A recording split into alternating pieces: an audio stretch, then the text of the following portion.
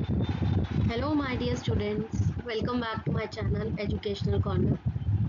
जैसा कि आपको पता है कि हमने लास्ट वीडियो में अपनी कक्षा 7 की पाठ्य पुस्तक मल्हार से कविता करी थी फूल और कांटे, जिसकी मैंने आपको व्याख्या बताई थी और शब्दार्थ भी बताए थे। आज हम करेंगे फूल और कांटा, इस इसका अभ्यास यानी कि प्रश्न उत्तर।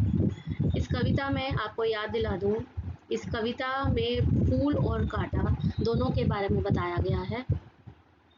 कवि हैं अयोध्या सिंह उपाध्याय हरिओत। उन्होंने फूल और कांटे के बारे में बताया कि वह एक ही स्थान पर पलते हैं, एक ही पौधा उन्हें पालता है, पर फिर भी उनके स्वभाव में काफ़ी अंतर होता है। ठीक उसी प्रकार मनुष्य अपने अच्छे कर्मों और व्यवहार से जाना जाता है, ना कि अच्छे कुल से। व्यक्ति को उसका कुल नहीं बल्कि एक अच्छा स्वभाव ही महान बना सकता है। तो यह कविता जो है फूल और कांटा, इसके आज हम करेंगे प्रश्न उत्तर। मेरी समझ से कविता के आधार पर नीचे दिए गए प्रश्नों का सटीक उत्तर कौन सा है, उनके सामने तारा बनाइए। कुछ प्रश्नों के एक से अधिक उत्तर भी हो सकते हैं। ठीक है, तो नीचे जो हमें प्रश्न दिए हैं, यहाँ पर हमें इसमें से सही उत्तर जो है वो उत्तर के आगे तारा बनाना है। कविता में कांटे के बारे में कौन सा वाक्य सत्य है? तो इस कविता में जो कवि हैं उन्होंने फूल और कांटे के बारे में बताया है, तो कांटे के बारे में इन वाक्यों में से कौन सा वाक्य सही है या सच है? कांटा अपने आसपास की सुगंध को नष्ट करता है। कांटा तितलियों और भौरों को आकर्षित करता है। कांटा उंगलियों को छेदता है और वस्त्र फाड़ देता है। कांटा पौधे को हानि पहुंचाता है। तो इसका सही उत्तर है कांटा उंगलियों को छेदता है और वस्त्र फाड़ देता है। कविता में फूल और कांटे में समानताओं और विभिन्नताओं का उल्लेख किया गया है। निम्नलिखित में से कौन सा वाक्य इन्हें सही रूप में व्यक्त करता है? ठीक है, फूल और कांटे के बारे में कविता में समानताएं भी बताई गई हैं कि एक जैसा कैसे, और विभिन्नताएं भी बताएंगे विभिन्न अलग कैसे। ठीक है, तो कौन सा वाक्य जो है वो सही रूप को व्यक्त करता है? फूल सुंदरता का प्रतीक है, कांटा जो है वो कठोरता का। फूल और कांटे के बारे में लोगों के विचार समान होते हैं। फूल और कांटे एक ही पौधे पर उगते हैं, लेकिन उनके स्वभाव भिन्न होते हैं।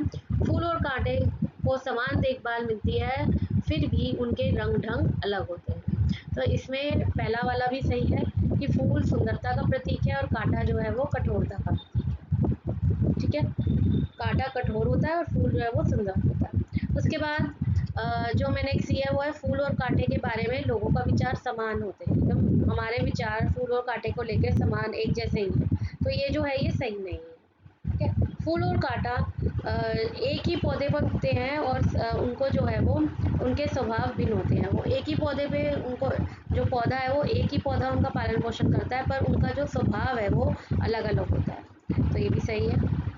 फूल और कांटे को समान देखभाल मिलती है, फिर भी उनके रंग ढंग अलग होते हैं। तो फूल और कांटा जो है उनको समान देखभाल मिलती है, यानी कि वर्षा हो गई, चांदनी हो गई, चांद की रोशनी हो गई, सूरज की रोशनी हो गई, वर्षा हो गई, ये सब चीज़ें उनको जो है वो समान देखभाल मिलती है, पर फिर भी उनका जो रंग ढंग है वो अलग होता है। तो ये भी सही है, तो इसमें 3 सही है। कविता के आधार पर कौन सा निष्कर्ष उपयुक्त है? तो जब हमने कविता पढ़ी तो उसके आधार पर कौन सा निष्कर्ष जो है वो यहाँ पर सही है? व्यक्ति का कुल ही उसके सम्मान का आधार होता है। क्या व्यक्ति का कुल ही सब कुछ होता है, उसी वजह से उसको सम्मान मिलता है? व्यक्ति के कार्यों के कारण ही लोग उसका सम्मान करते हैं, या व्यक्ति के जो कर्म होते हैं, जो कार्य वो करता है, उसके कारण उसका सम्मान होता है? कुल की प्रतिष्ठा हमेशा व्यक्ति के गुणों से बड़ी होती है, कि कुल की जो प्रतिष्ठा होती है, जो कुल होता है, वो हमेशा व्यक्ति के गुणों से ज़्यादा बड़ा माना जाता है। यदि व्यक्ति अच्छे कार्य करता है तो उसे उसके कुल को प्रसिद्धि मिलती है। अगर कोई भी व्यक्ति अच्छा कार्य करेगा तो उसके कुल को भी नाम उतना ही प्रसिद्धि मिलेगी, नाम मिलेगा, उतना ही फेमस होगा। तो इसका उत्तर है व्यक्ति के कार्यों के कारण ही लोग उसका सम्मान करते हैं, ना कि कुल के कारण। अगर आप अच्छे कार्य करेंगे तो आपका भी सम्मान किया जाएगा। ठीक है।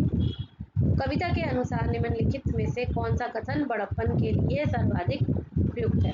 तो कविता के अनुसार बड़प्पन जो शब्द मैंने आपको बताया था कविता में, उसके लिए यहाँ पर कौन सी लाइन है जो सही है? बड़प्पन किसके लिए बोला गया है? धन दौलत और ताकत से व्यक्ति के बड़प्पन का पता लगता है कि बड़प्पन का पता किसी की धन दौलत से ताकत से लगता है, या कुल के बड़प्पन की प्रशंसा व्यक्ति के कमियों को ढक देती है। अगर कोई व्यक्ति जो है उसका कुल बहुत अच्छा है, उसकी प्रशंसा है, बहुत ज़्यादा फेमस है, तो क्या उसकी कमियों को ढक देती है? या बड़प्पन व्यक्ति के गुणों, स्वभाव और कर्मों से पहचाना जाता है? क्या बड़प्पन जो है वो किसी व्यक्ति के गुण से, कि उसके अंदर क्या अच्छाई है, उसका स्वभाव कैसा है और उसके कर्म कैसे हैं, उसके काम कैसे किए हैं, उससे पहचाना जाता है? या कुल का नाम व्यक्ति में बड़प्पन की पहचान का मुख्य आधार है? क्या कुल का जो नाम होता है, उसके कुल के नाम को जो है बड़प्पन की पहचान माना जाता है? इसमें तीसरा वाला सही होगा यहाँ पर, कि बड़प्पन व्यक्ति के गुणों, स्वभाव और कर्मों से पहचाना जाता है। ठीक है। पंक्तियों पर चर्चा। पाठ में से चुनकर कुछ पंक्तियां नीचे दी गई हैं, इन्हें ध्यान से पढ़िए और इन पर विचार कीजिए। आपको इनका क्या अर्थ समझ में आया, अपने विचार समूह में साझा कीजिए और लिखिए। तो यहाँ कुछ पंक्तियां दी हैं जो हमने कविता में भी पढ़ी थी और उनकी व्याख्या भी मैंने आपको बताई थी शब्दार्थ के साथ और चित्रों के साथ। ठीक है। तो यहाँ कुछ पंक्तियां हैं, जैसे मैं उन पर है बरसता एक सा, एक सी उन पर हवाएं हैं वहीं, पर सदा ही यह दिखाता है हमें ढंग उनके एक से होते नहीं। तो मेह यानी कि वर्षा। तो यहाँ पर कवि ये बता रहे हैं कि कांटा और जो कांटा जो होता है और फूल होता है वो एक ही पौधे में पलता है, बढ़ता है, एक ही पौधा उनका पालन पोषण करता है। एक ही तरह की बरसात, जैसे बरसात जो है मेह उन पर बरसता, मतलब वर्षा जब होती है उन पे, बारिश होती है, उस वो भी जो है मेह जो है वो क्या होता है, एक जैसी बारिश उनके ऊपर होती है, एक जैसी हवा बहती है और सदा ही दिखता है हमें ढंग उनके एक से होते नहीं। पर फूल और कांटा जो है एक पौधे में उगने के बाद भी उनके जो रंग ढंग है वो अलग है। तो किस प्रकार से हम लिखेंगे? वर्षा और हवा दोनों पर समान रूप से प्रभाव डालती है, फिर भी इन दोनों का स्वभाव अलग अलग होता है। पर हमेशा यही देखने को मिला है कि एक जैसी स्थिति में भी इन दोनों का व्यवहार व तौर तरीका समान नहीं है। ये पंक्ति बताती है कि परिस्थितियां समान होने पर भी व्यक्ति का स्वभाव अलग होता है। ठीक है। तो वर्षा और हवा जो है दोनों पर प्रभाव डालती है, किस पे? फूल और कांटे पर। किस तरह कुल की बढ़ाई काम दे जो किसी में हो बड़प्पन की कसर? तो इसका भी आपको मैंने अर्थ बताया था कि कुल की बढ़ाई जो है वो किस प्रकार से काम करेगी, जब तक किसी व्यक्ति में बड़प्पन की कमी हो। ठीक है, जिसमें महानता की कमी हो तब तक कुल की बढ़ाई जो है वो किस प्रकार से काम करेगी। तो कुल की महानता तभी मायने रखती है जब व्यक्ति स्वयं महान हो। यदि व्यक्ति के अंदर अच्छे गुण नहीं है तो अच्छे कुल में जन्म लेने का कोई अर्थ नहीं है। सिर्फ अच्छे कुल में जन्म लेने से कोई महान नहीं हो सकता। तो इस प्रकार से हम इसका अर्थ लिखेंगे यहाँ पर। अगला प्रश्न देखते हैं।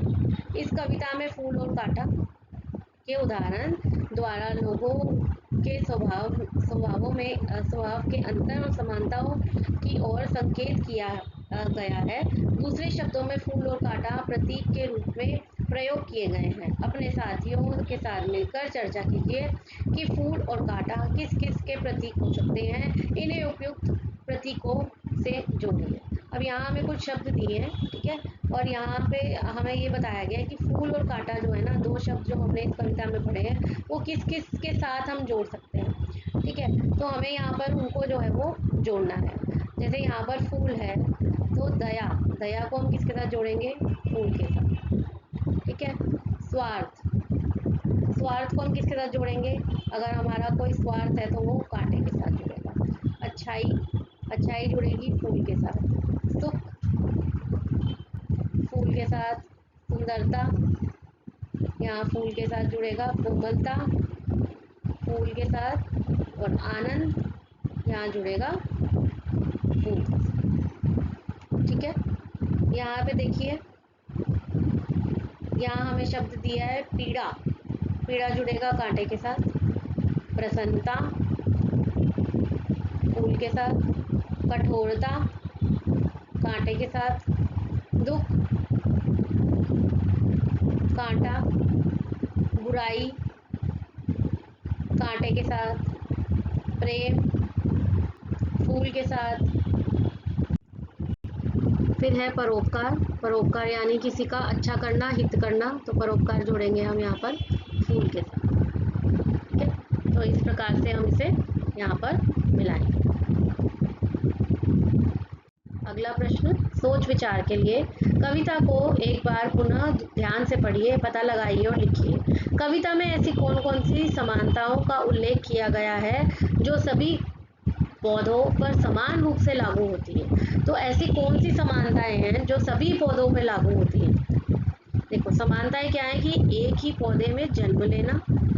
ठीक है, एक ही सब पौधों के बारे में बात कर रहे हैं यहाँ पे कि ये समानताएं क्या है कि कांटा और फूल जो है वो एक ही पौधे में जन्म लेते हैं, और एक सी चांदनी, हवा और वर्षा को पाना, ये सब चीजें उनको बराबर से मिलती हैं। आपको फूल और कांटे के स्वभाव में मुख्य रूप से कौन सा अंतर दिखाई दिया? तो फूल और कांटे के स्वभाव में मुख्य अंतर जो है, डिफरेंस क्या दिखाई दिया?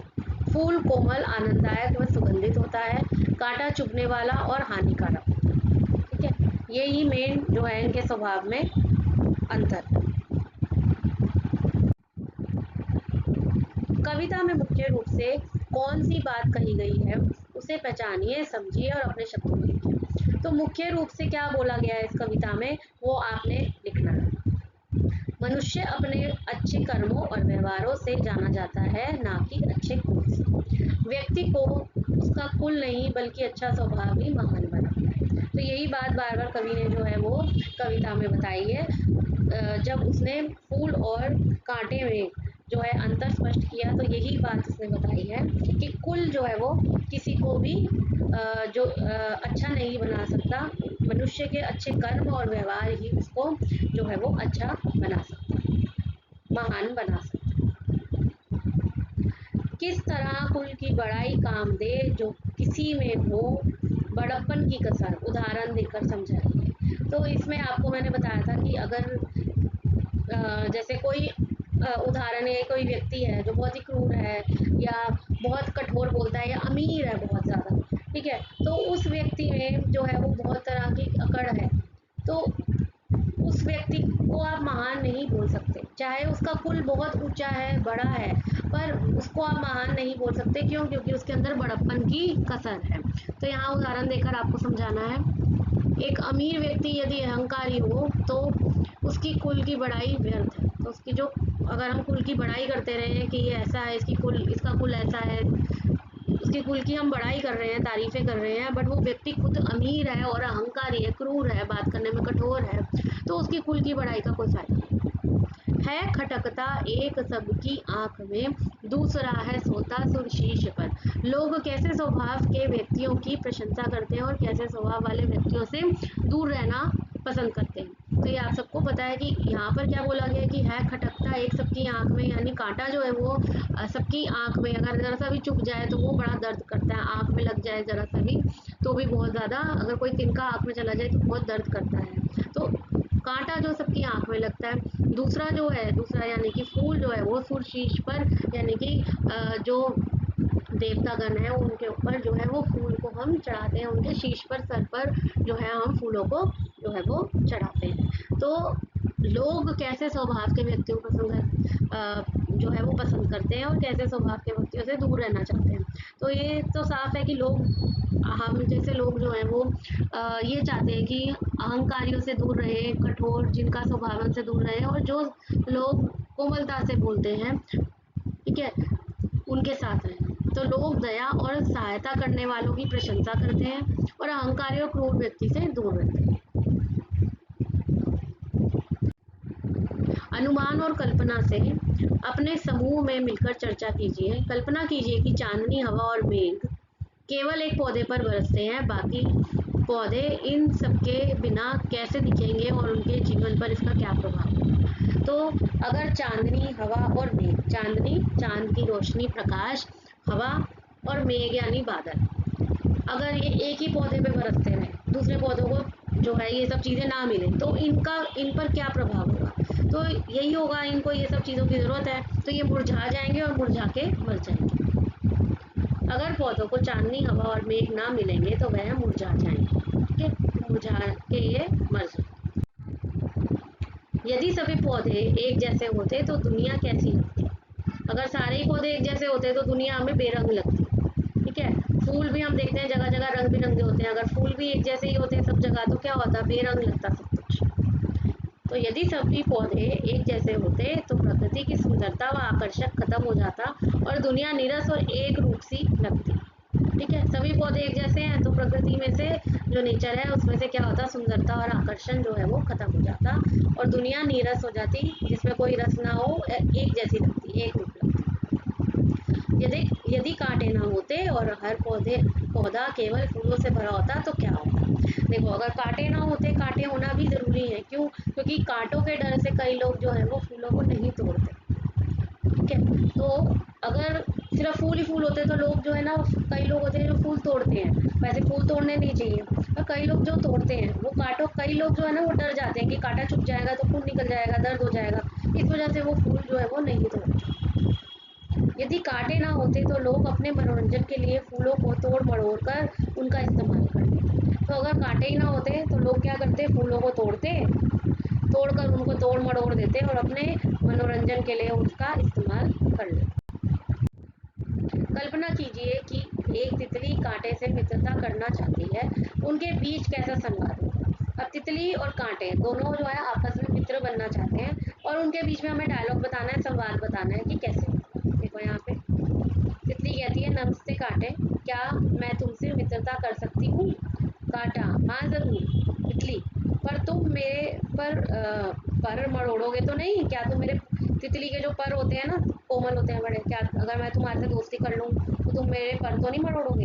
कांटा, नहीं, मैं दोस्तों के साथ ऐसा नहीं करता। तितली, ठीक है, तो आज से हम दोस्त हैं। तो इस प्रकार का संवाद आप अपने आप से भी कुछ जोड़कर लिख सकते हैं। कल्पना कीजिए कि आपको किसी कांटे, फूल या दोनों के गुणों के साथ जीवन जीने का अवसर मिलता है।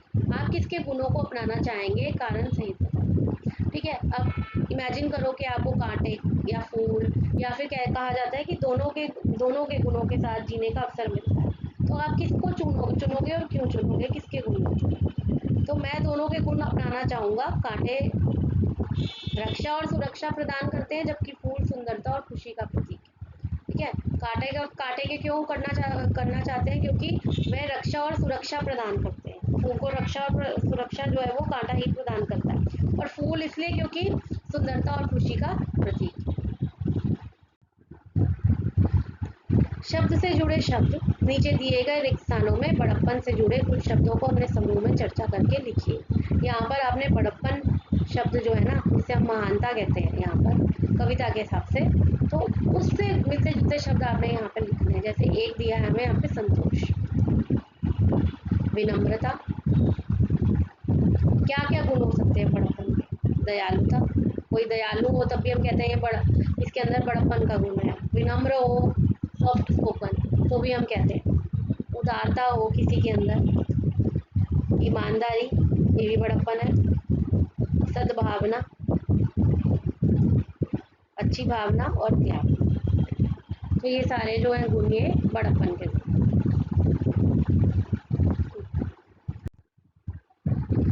बड़प्पन, बड़प्पन शब्द बड़ा और पन से मिलकर बना है, तो बड़प्पन शब्द बना है बड़ा और पन से मिलके। इसका अर्थ होता है बड़ाई, श्रेष्ठ या बड़े होने का भाव, महत्व होना। ठीक है, इसका अर्थ क्या होता है कि श्रेष्ठ होना, महान होना, उसका भाव। ठीक है, बड़ा होने का भाव। इसका उपयोग मुख्य रूप से व्यक्तित्व, गुण और चरित्र की ऊंचाई या महानता बताने के लिए किया जाता है। तो इसका जो उपयोग है, इसका जो फायदा है, क्या किस चीज़ के लिए, कि व्यक्ति के जो गुण हैं उसके चरित्र के बारे में, उसकी महानता के बारे में बताने के लिए किया जाता है। जैसे उनकी सादगी और बड़प्पन ने सबका मन जीत लिया। ठीक है, तो ये वाक्य बना हुआ है। नीचे कुछ शब्द दिए हैं जो किसी भाव को व्यक्त करते हैं। इनमें से जो शब्द बड़प्पन के भाव को व्यक्त करते हैं उन पे गोला लगाइए, जो बड़प्पन के भाव को व्यक्त नहीं करते उनके नीचे रेखा खींचिए। अब आपने क्या करना है, यहाँ पर आपने जो शब्द बड़प्पन के भाव को बताते हैं उन पर हमने क्या करना है, गोला लगाना है, और जो शब्द हमें यहाँ पर बड़प्पन के भाव को नहीं बताते उसको हम क्या करेंगे, उसको हम यहाँ पर जो है वो उसके नीचे हम रेखा खींचते हैं। ठीक है, तो हम देखते हैं यहाँ पे हमें क्या क्या शब्द दिए हुए हैं। तो सबसे पहला शब्द है यहाँ पर सहनशीलता। तो सहनशीलता जो है ये बड़प्पन का भाव है, तो हम इसको क्या करेंगे, इस तरह से इसको इस पे गोला लगाएंगे। ठीक है, फिर यहाँ पर है दया, दया पर भी हम गोला लगाएंगे। फिर है अहंकार, तो अहंकार जो है ये बड़प्पन का भाव नहीं है, इसको हम ऐसे रेखांकित करेंगे, रेखा खींचेंगे। विश्वास, विश्वास भी है बड़प्पन का भाव। घमंड नहीं है, ईर्ष्या नहीं है, द्वेष नहीं है, प्रतिशोध मतलब किसी से बदला लेना नहीं है, क्रूरता नहीं है, उदारता, उदारता है। ठीक है, विनम्रता है, त्याग है, संतोष है, समर्पण है, बड़प्पन का भाव है ये। आदर बड़प्पन का भाव है। सम्मान बड़प्पन का भाव है। निष्ठा ये भी है। परोपकार बड़प्पन का, सद्भावना ये भी बड़प्पन का भाव है। स्वार्थ नहीं है, अपमान नहीं है, अविश्वास नहीं है, झूठ नहीं है। ठीक है, यहाँ पर अधीरता नहीं है, लालच भी नहीं है, और झगड़ालूपन नहीं है। ठीक है, तो इस प्रकार से आप इसे पूरा करेंगे। जो बड़प्पन के भाव हैं उन पे गोला लगाना है और जो नहीं है उनके नीचे रेखा खींचना। कविता की रचना। फूल लेकर तितलियों को गोद में, भोर को अपना अनूठा रस पिला, निज सुगंधों और निराले रंग से है सदा देता कली काजी खिला। इस पंक्ति में रेखांकित शब्द पर ध्यान दीजिए। यहाँ तो जो रेखांकित शब्द है उस पर ध्यान देना है। क्या आपने इस शब्द को पहले कहीं पढ़ा है? यह शब्द है और। ठीक है, कविता में र वर्ण नहीं लिखा गया, यहाँ सिर्फ अ लिखा है, बट हम इसे पढ़ते हैं तो क्या है ये अ। कई बार बोलते हुए हम अंतिम ध्वनि उच्चारित नहीं करते। कवि भी कविता में लय के अनुसार ऐसा प्रयोग करते हैं। लय मतलब क्या होता है, ट्यून बनाने के लिए, रिदम बनाने के लिए, ये तुकबंदी वाले शब्द बनाने के लिए कई बार कवि जो है वो भी ऐसा ही करता है, र का प्रयोग नहीं किया उसने। इस कविता में ऐसी अनेक विशेषताएं छिपी हैं, जैसे प्यार में डूबी तितलियों के स्थान पर प्यार डूबी तितलियां। ठीक है, का प्रयोग किया गया, तो प्यार में डूबी में शब्द का प्रयोग नहीं किया, शॉर्ट में करके प्यार डूबी तितलियों कर दिया।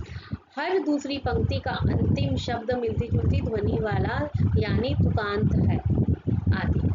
ठीक है, तो हर दूसरी जो पंक्ति है, जैसे यहाँ दिया फूल लेकर तितलियों को गोद में, भौर को अपना अनूठा रस पिला, निज सुगंधों और निराले रंग से में से है सदा देता कली जी की खिला, तो पिला खिला, तो ये तुकबंदी वाले शब्द हैं, यहाँ पे तुकांत शब्द है। ठीक है, राइमिंग वर्ड्स। अपने समूह में इस विशेषताओं को बताना है हमें कि इसमें और क्या विशेषताएं हैं। देखिए, विपरीतार्थक शब्दों का प्रयोग किया गया है।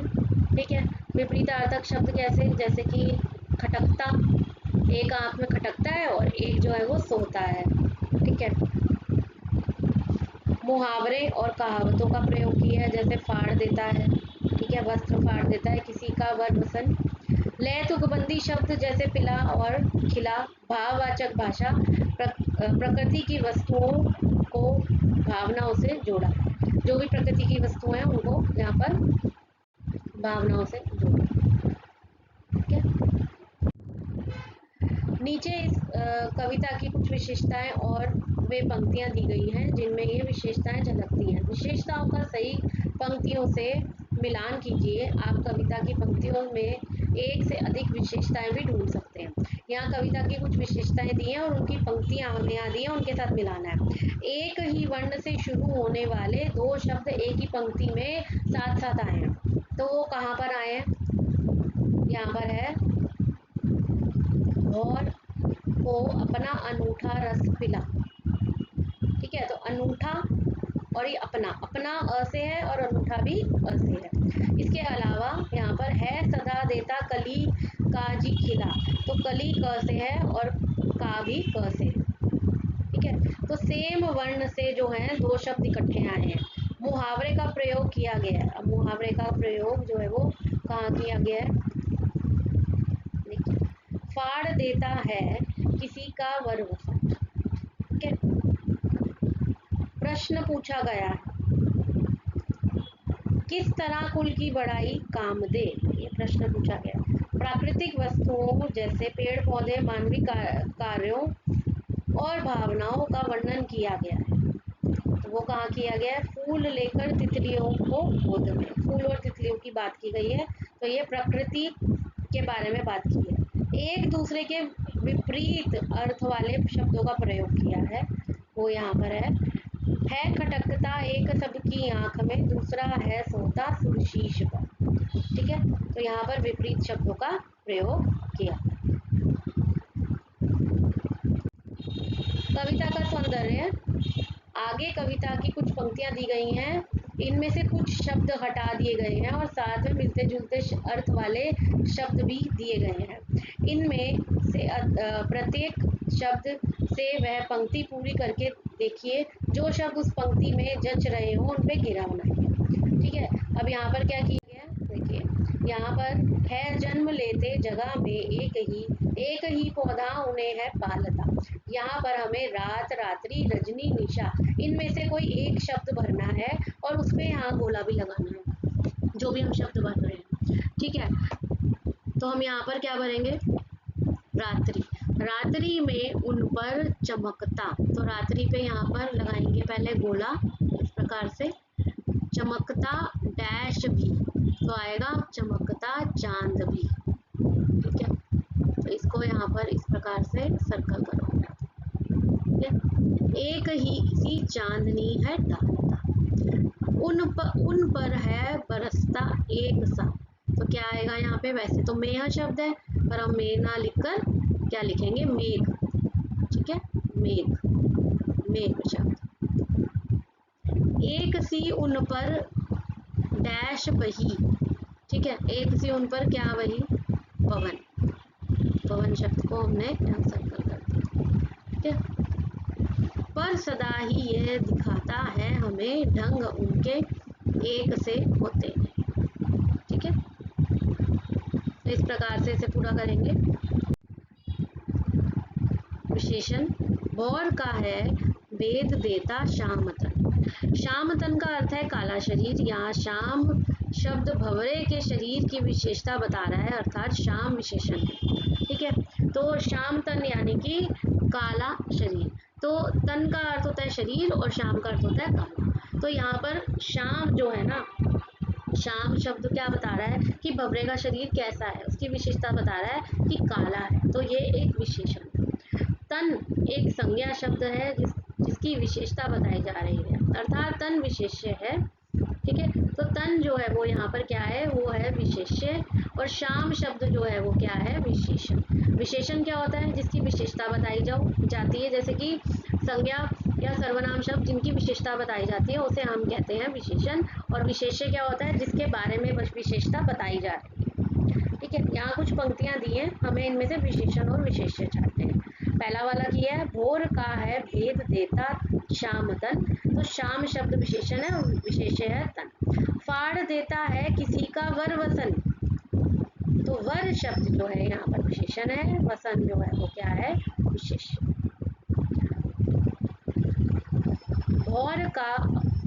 भौर को अपना अनूठा रस पिला, तो अनूठा और रस विशेष्य।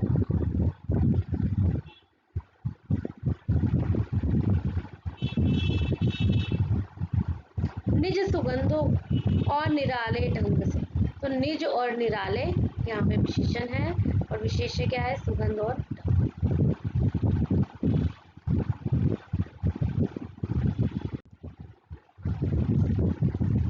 अगला प्रश्न देखते हैं। नीचे दिए गए विशेष्यों के लिए अपने मन से विशेषण सोचकर लिखिए।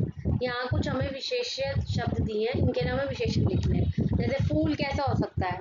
सुगंध, कोमल, है ना? तो ऐसे शब्द लिखने। आकर्षण, यहाँ पे आएगा आकर्षक। कांटा, कष्टदायक, नुकीला। विशेषण लिखने हैं। मेघ, भारी, तेज। ठीक है। वर्षा होती है ना, वर्षा कैसे होती है? भारी भी हो सकती है, तेज भी हो सकती है। चांद, गोल, सफेद, चमकीला। रात, अंधेरी, काली, लंबी। ठीक है। इस प्रकार से यहाँ पर हमें विशेषण शब्दों को गढ़ना है। पाठ से आगे आपकी बात। यदि आपको फूल और कांटे में से किसी एक को चुनना हो तो आप किसे चुनेंगे और क्यों? मैं दोनों को अपनाना चाहूँगा। कांटे सुरक्षा और रक्षा और सुरक्षा प्रदान करते हैं, जबकि फूल सुंदरता और खुशी का प्रतीक है। ठीक है। कविता में बताया गया है कि फूल अपनी सुगंध और व्यवहारों से चारों ओर प्रसन्नता और आनंद फैला देता है। आप अपने मित्रों या परिवार के जीवन में प्रसन्नता और आनंद लाने के लिए क्या क्या करते हैं और कर सकते हैं? ठीक है। तो फूल जिस प्रकार से सुगंध और व्यवहार से चारों ओर प्रसन्नता फैलाता है, आप अपने मित्रों या परिवार के लिए क्या कर सकते हैं? मैं अपने परिवार और मित्रों को खुश रखने के लिए उनकी मदद करता हूँ और उनसे प्रेम पूर्वक बात करता हूँ। मैं उनके मुसीबत के समय में उनके साथ उनका सहारा बनकर खड़ा रह सकता हूँ। ठीक है। फूल और कांटा एक दूसरे से बिल्कुल भिन्न है, फिर भी साथ साथ पाए जाते हैं। आपने आसपास से ऐसे अन्य उदाहरण दीजिए। अपने आसपास से ऐसे अन्य उदाहरण दीजिए कि फूल और कांटा जो है वो अलग अलग हैं बट फिर भी एक साथ पाए जाते हैं। जैसे कि यहाँ दिया नमक और चीनी, शांत और क्रोधी। ठीक है। स्वाद में दिया हुआ है खट्टा मीठा, काला सफेद, रंग में, अनुभव में सुख दुख। तो इस प्रकार के उदाहरण आपने देने हैं। देखो यहाँ पे दिया मैंने दुख और सुख। अनुभव में कोमलता और कठोरता, गर्मी और सर्दी। तो इस प्रकार के आपने उदाहरण देने हैं। छेद कर कांटा किसी की उंगलियां फाड़ देता है, किसी का वरवसन। आप अपने आसपास की किसी समस्या का वर्णन कीजिए जिसे आप कांटे के समान महसूस करते हैं। उस समस्या का समाधान भी सुझाइए।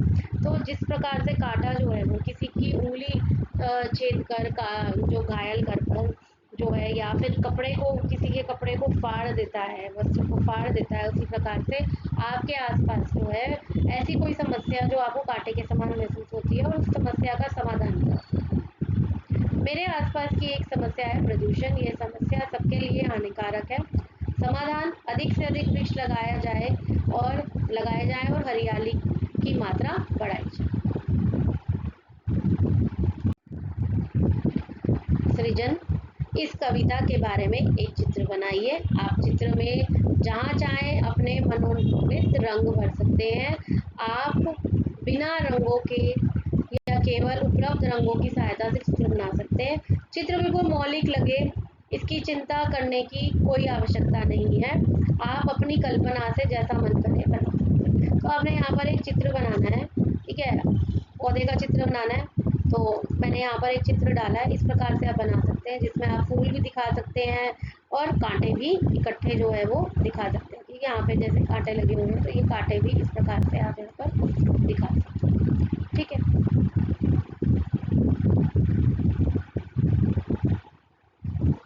अगला प्रश्न है, मान लीजिए कि फूल और कांटे के बीच बातचीत हो रही है। उनकी बातचीत या संवाद अपनी कल्पना से लिखिए। संवाद का विषय निम्नलिखित हो सकता है। अपने गुणों और विशेषताओं पर चर्चा, यह समझना कि उनका जीवन में क्या योगदान है। उदाहरण, फूल, मैं दूसरों के जीवन में सुगंध और सुख फैलाने आया हूँ। कांटा और मैं संघर्ष की याद दिलाने और सुरक्षा देने के लिए हूँ। ठीक है, तो यहाँ पर क्या है, कांटे और फूल के बीच में बातचीत हो रही है और आपको उसको संवाद के रूप में लिखना है। फूल, क्या तुम्हें मालूम है कि मेरी खुशबू से सबका दिल बहलता है? कांटा, हाँ मुझे मालूम है कि तुम सबके दिलों में प्रेम का भाव भरते हो। फूल, तुम तो सबको चुभते हो और तुम्हारी वजह से लोग मुझे तोड़ते मरोड़ते नहीं। कांटा, मैं उन्हें सावधानी का पाठ पढ़ाता हूँ। फूल, हम दोनों ही पौधे के लिए जरूरी हैं। कांटा, हाँ हम दोनों मिलकर जीवन को संतुलित बनाते हैं। तो इस प्रकार से कुछ संवाद आप लिख सकते हैं, अपनी मर्जी से भी लिख सकते हैं। ये बातचीत आपने लिखनी है फूल और कांटे के बीच में, गुणों और विशेषताओं के ऊपर चर्चा करते हुए और उनके जीवन में क्या योगदान है उसके बारे में बताते हैं। अगला प्रश्न, ये आखिरी प्रश्न है आज की पहेली। नीचे कुछ ऐसे पेड़ पौधों के चित्र दिए गए हैं जिनमें फूल और कांटे साथ साथ पाए जाते हैं। चित्रों को सही नामों के साथ रेखा खींचकर जोड़िए। ठीक है, यहाँ पर हमें कुछ यहाँ पर वर्णन दिया हुआ है एक पेड़ पौधों का और यहाँ हमें चित्र दिए हैं, उनके साथ हमें इनको जोड़ना है। पहला है बबूल फूल, इसके फूल होते हैं पीले या सफेद, छोटे, गुच्छेदार। क्या कांटे होते हैं लंबे और नुकीले। विशेषता क्या है कि इसका उपयोग ईंधन, चारा और औषधियों में किया जाता है। ईंधन हो गया हमारा फ्यूल, चारा, ठीक है, और औषधियाँ यानी कि दवाइयों में किया जाता है। तो बबूल का पौधा कौन सा है यहाँ पर, ये वाला। ठीक है, गुलाब फूल विभिन्न रंगों के, विशेष रूप से लाल, सफेद, गुलाबी। कांटे तने पर छोटे और तीखे। विशेषता सजावटी पौधा और इत्र बनाने के लिए प्रसिद्ध। तो इत्र बनाने के लिए परफ्यूम इसी से बनता है और सजावटी पौधा है, सजावटी फूल है। ठीक है, तो गुलाब कौन सा वाला है तो आपको आसानी से पता लग रहा होगा, दूसरा नंबर यहाँ लगे। नागफनी फूल रंग बिरंगे, पीले, नारंगी और या गुलाबी। कांटे पूरी सतह पर छोटे और लंबे, तो पूरी सतह पर जो है इस पे कांटे हैं। सूखे, विशेषता क्या है, सूखे क्षेत्रों में पाया जाता है और सजावटी पौधों के रूप में भी उगाया जाता है। ठीक है, सूखे क्षेत्रों में यानी कि जहाँ पानी की कमी होती है, जैसे डेजर्ट हो गया वहाँ पाया जाता है। तो तीसरा नंबर लगेगा यहाँ। बेर फूल छोटे और हल्के पीले, कांटे शाखाओं पर छोटे छोटे। विशेषता इसके फल खाद्य और औषधीय होते हैं, यानी कि इसके जो फल हैं वो खाए जा सकते हैं और औषधि बनाने के काम आते हैं। तो वो कौन सा है, बेर। इस प्रकार से आपने यहाँ पे इनको चित्र के साथ जो है वो जोड़कर रेखा खींचकर मिलाना है। बबूल आपको पता लग गया कहाँ पर है, ये बबूल है। गुलाब, ये गुलाब है। नागफनी और बेर जो है वो तो इस प्रकार से रेखा खींच के भी या फिर आप यहाँ पर जो है नंबर लिख कर भी आप इस तरह से इसको मिला सकते हैं। अब आगे है करौंदा फूल छोटे सफेद और सुगंधित। कांटे शाखाओं पर छोटे छोटे और तीखे। विशेषता फूल सजावटी और मधुर सुगंध वाले होते हैं। इसके फल से अचार, जैम और जेली बनाई जाती है। यह शुष्क और पहाड़ी क्षेत्रों में उगता है। तो करौंदा जो है ये क्या है, ये इसके जो फूल है ना वो सजावट के काम आते हैं और इनकी सुगंध भी जो है वो अच्छी होती है और इस फल से अचार, जैम और जेली भी बनाए जाते हैं और शुष्क यानी ड्राई जगह पर पहाड़ी क्षेत्रों में ये ज़्यादा पाए जाते हैं। ठीक है, तो नंबर 5 इस तरह से करौंदे से आप इसको मिला दें। आखिरी है नींबू फूल छोटे सफ़ेद और हल्की गुलाबी छाया लिए हुए, सुगंधित और गुच्छेदार। कांटे शाखाओं पर छोटे और तीखे कांटे। विशेषता फल खट्टे और विटामिन सी से भरपूर होते हैं। इनका उपयोग पेय पदार्थ, अचार, औषधि और खाना बनाने में किया जाता है। तो विशेषता क्या है नींबू की कि एक तो ये खट्टा फल है, तो इसमें विटामिन सी जो है वो होती है और ये पेय पदार्थ यानी जब हम शिकंजी बनाते हैं तो जो हमारे जो लिक्विड्स हैं उनमें ज़्यादा डलता है। इससे अचार बनता है, दवाइयाँ बनती है और खाने में भी इसका प्रयोग जो है वो किया जाता है। तो ये क्या है, ये है नींबू। तो नंबर 6 है नींबू। ठीक है, तो इस प्रकार से हम इसको नींबू से मिलाएंगे। ठीक है, तो आपने देखा जो भी हमें यहाँ पर जो पौधे पेड़ पौधे दिए हुए हैं, सभी के फूल अलग तरीके के हैं और सब में ही कांटे हैं। ठीक है, सब में ही हर पेड़ पौधे में कांटे हैं और सबकी विशेषताएं अलग अलग। ठीक है, तो यहाँ हमारा ये जो अभ्यास है ये समाप्त होता है। मैं उम्मीद करती हूँ आपको सारे उत्तर अच्छे से समझ आए होंगे। ठीक है, अगर आपको मेरी वीडियो पसंद आ रही है तो प्लीज़ लाइक कीजिए, कमेंट कीजिए and please do subscribe my channel. मेरे चैनल पे आपको इंग्लिश पूर्वी, साइंस क्यूरियोसिटी और हिंदी मल्हार की सभी वीडियोस उपलब्ध हैं कक्षा 7 की। इसके अलावा कक्षा 6 की मल्हार और क्यूरियोसिटी की भी सारी वीडियोस अवेलेबल हैं। इम्पॉर्टेंट पॉइंट्स और इसके अतिरिक्त इम्पॉर्टेंट क्वेश्चंस भी मैंने कहीं कहीं अपलोड किए। Please do subscribe my channel. Thank you.